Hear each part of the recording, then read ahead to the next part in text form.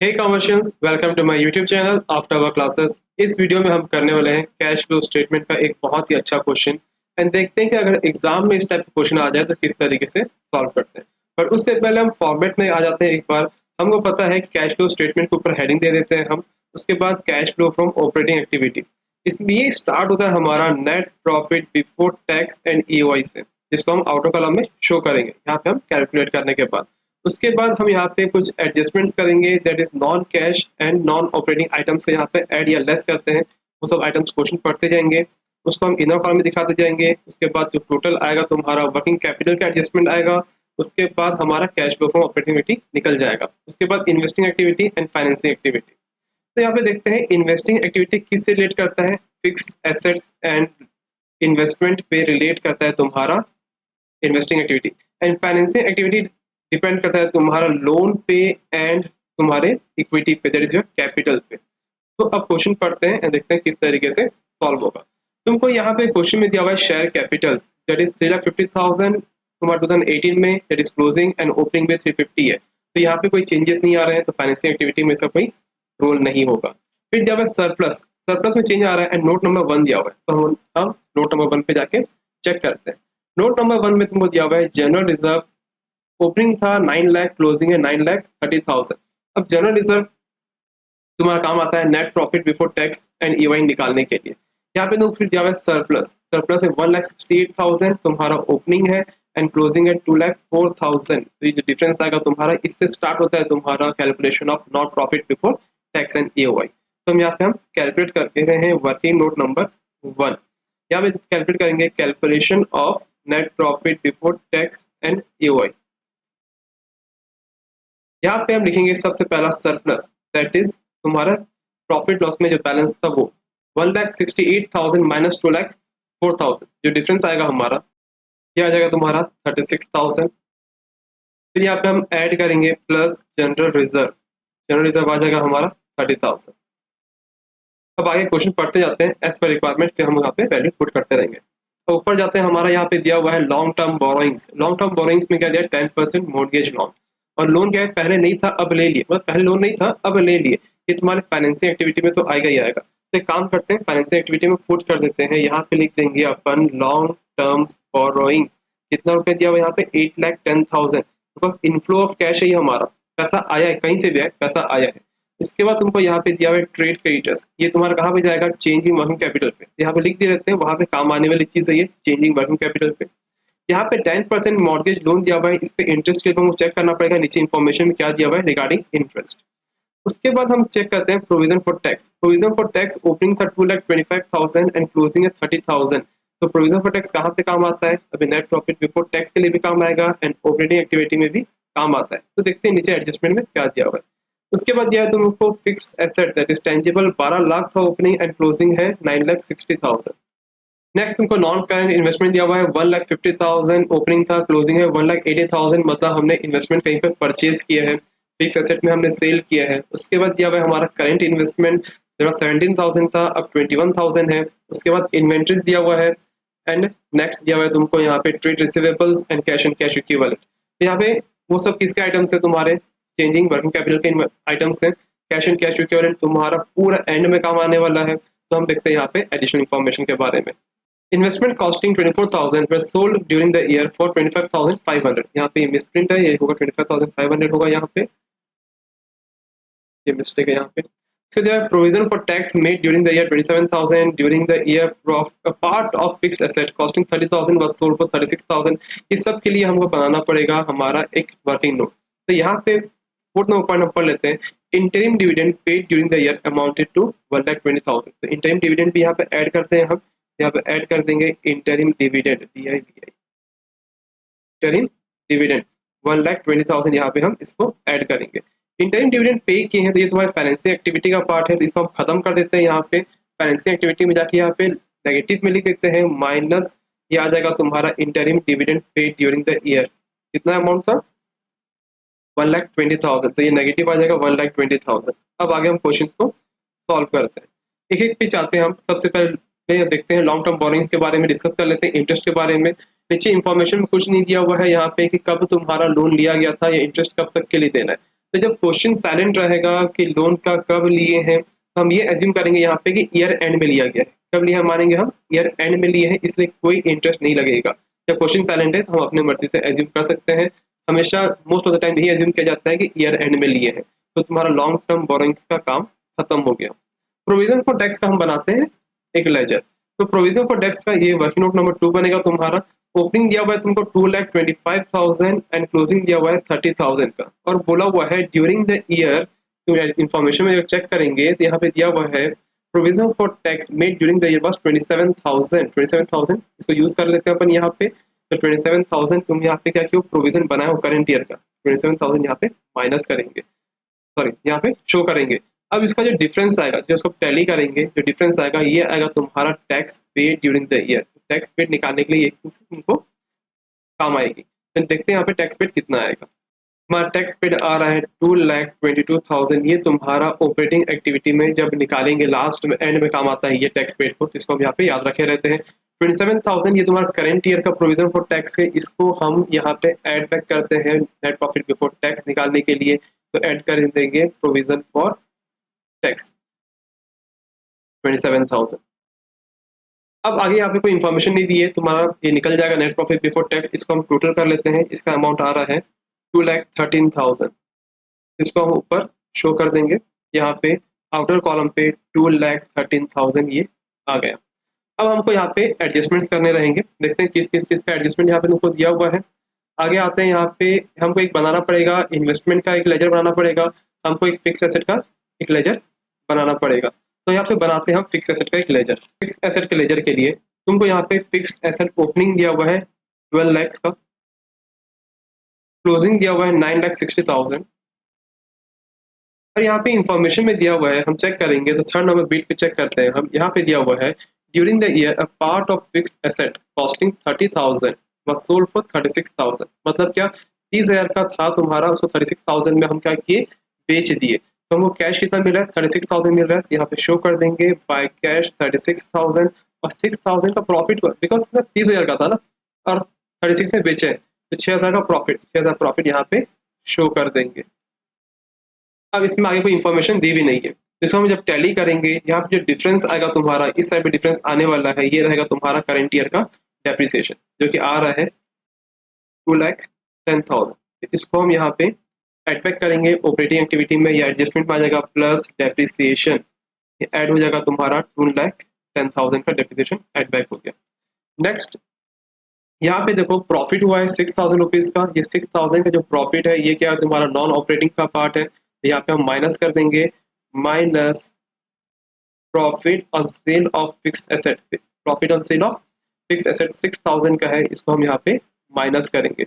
अब देखो ये जो सेल हुआ है, हम ये जो सेल कर रहे हैं 36,000 रुपीज का सेल किए थे हम, जिसमें कैश मिला था हमको, ये तुम्हारा इन्वेस्टिंग एक्टिविटी का पार्ट है। यहाँ पे शो कर देंगे sale proceeds from fixed assets, sale proceeds from fixed asset 36,000 हमको मिला, ये तुम्हारा इनफ्लो कैश है, इसलिए हम इसको पॉजिटिव पे दिखा रहे हैं। तो यहाँ पे देखो फिक्स एसेट का पूरा काम खत्म हो गया। नेक्स्ट हम बनाते हैं इन्वेस्टमेंट का लेजर बनाते हैं। इन्वेस्टमेंट तुमको दिया है ओपनिंग 150 एंड क्लोजिंग दिया है 180। तो यहाँ पे देखो तुमको यहाँ पे इन्वेस्टमेंट का लेजर बनाएंगे अपन। ये वर्किंग नोट नंबर 3 हो रहा है तुम्हारा। यहाँ पे हम दिखा देंगे इन्वेस्टमेंट का ओपनिंग 1,50,000 जो था एंड क्लोजिंग था तुम्हारा 1,80,000 का। अब यहाँ पे ये इंक्रीज हो रहा है, मतलब परचेज कहीं ना कहीं किए होंगे। बट क्वेश्चन में दिया है इन्वेस्टमेंट कॉस्टिंग 24,000 की कॉस्टिंग थी, जिसको हम कितने बेच रहे हैं 25,500 में बेच रहे हैं। इसको हम बेचे तो हमको पैसा मिला होगा, तो हम ये क्या करेंगे, कैश अकाउंट को डेबिट करते हैं।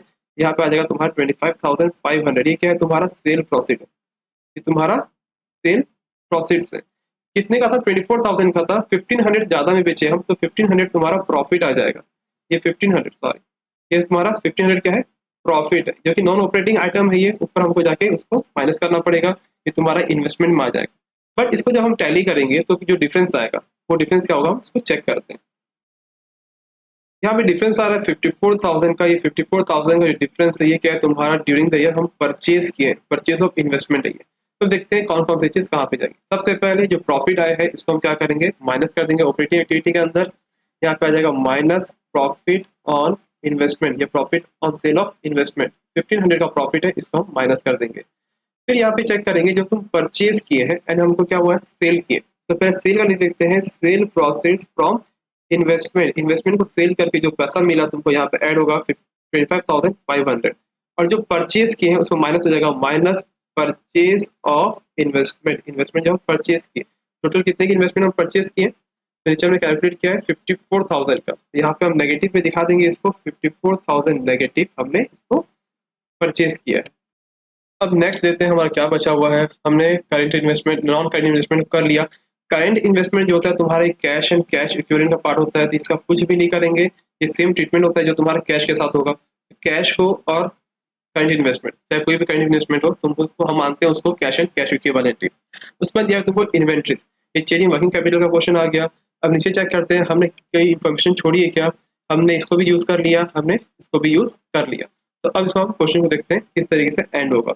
यहाँ पे हम इसका टोटल करेंगे और ये आ रहा है, ये आ रहा है 2,25,100, इसको हम बोलते हैं operating profit before change in working capital.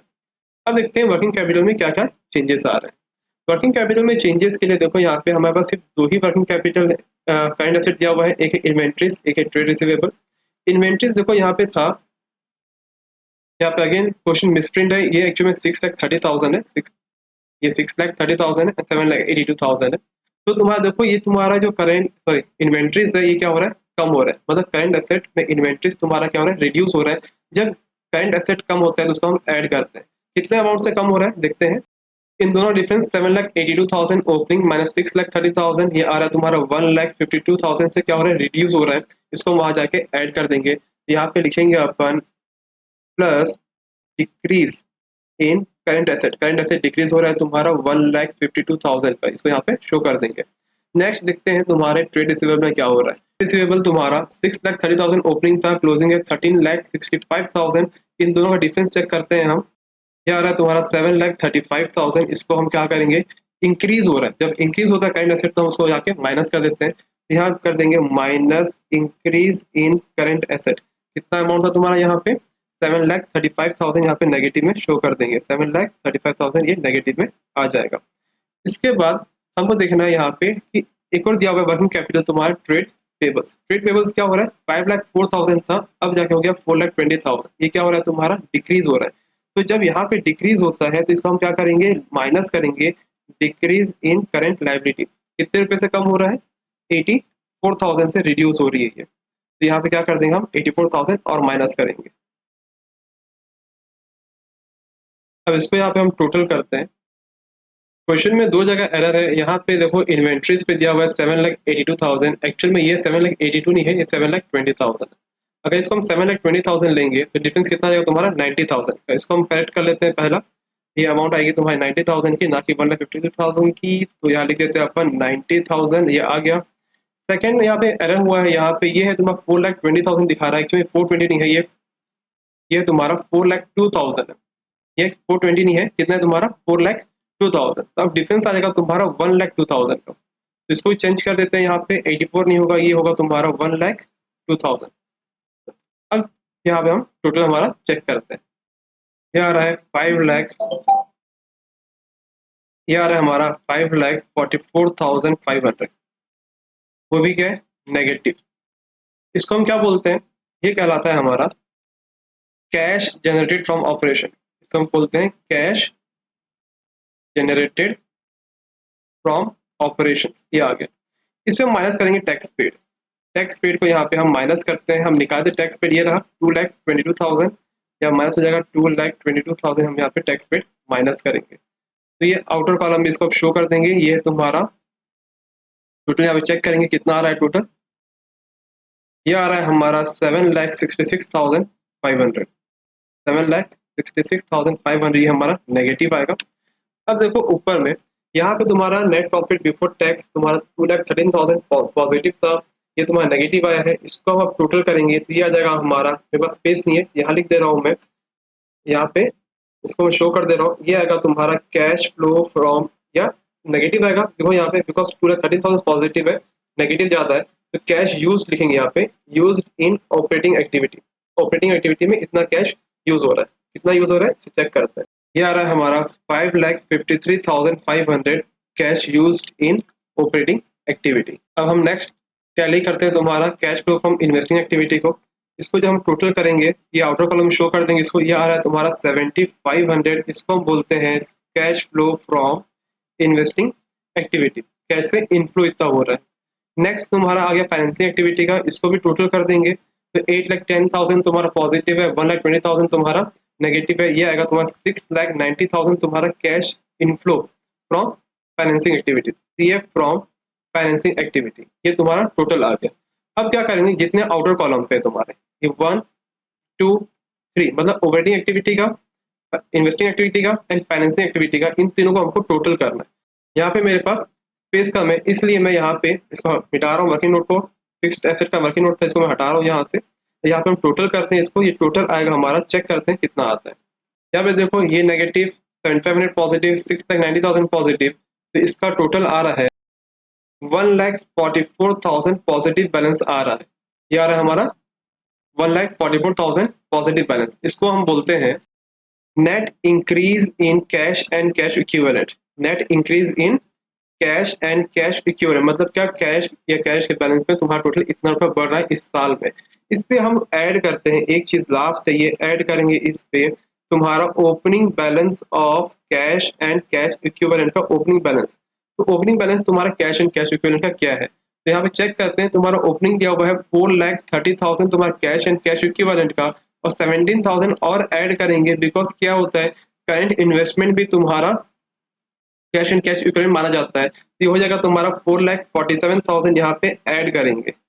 तो अब इसको यहाँ पे हम क्लोज करेंगे, इसको बोलते हैं हम क्लोजिंग बैलेंस। इसको जब ऐड करेंगे टोटल तो ये आ जाएगा तुम्हारा closing balance of cash and cash equivalent, जो कि तुम्हारा इक्वल होना चाहिए 5,70,000। यहाँ पे जीरो मिसिंग है, 5,70,000 प्लस 21,000 दोनों के साथ मेल करना चाहिए, मतलब कितना आना चाहिए 5,91,000। तो अगर ये अमाउंट अगर तुम्हारा 5,91,000 नहीं आया मतलब तुम कहीं ना कहीं मिस्टेक कर दिए हो। तो ये था तुम्हारा कैश फ्लो स्टेटमेंट। इस तरीके से कैश फ्लो स्टेटमेंट प्रिपेयर किया जाता है। हालांकि इस बार बहुत कम चांस है कि इतना लेंथी क्वेश्चन आएगा या इस टाइप के क्वेश्चन आने के चांसेस बहुत कम है, बिकॉज इसका weightage as compare to previous year कम हो गया है, बिकॉज तुम्हारे एग्जाम्स पार्ट पार्ट में हो रहे हैं। स्टिल तुम क्वेश्चन प्रैक्टिस करो। इस टाइप के क्वेश्चन प्रैक्टिस करने से एक कॉन्फिडेंस बिल्डअप होता है कि हम छोटे क्वेश्चन इजीली कर लेते हैं। कोई भी डाउट हो नीचे डिस्क्रिप्शन में मेरा व्हाट्सएप नंबर दिया हुआ है, इंस्टाग्राम हैंडल दिया हुआ है एंड मेल आईडी दी भी है। कोई भी क्वेरी है तुम वहां जाके डायरेक्ट पूछ सकते हो। Thank you for watching the video, please subscribe and share my channel.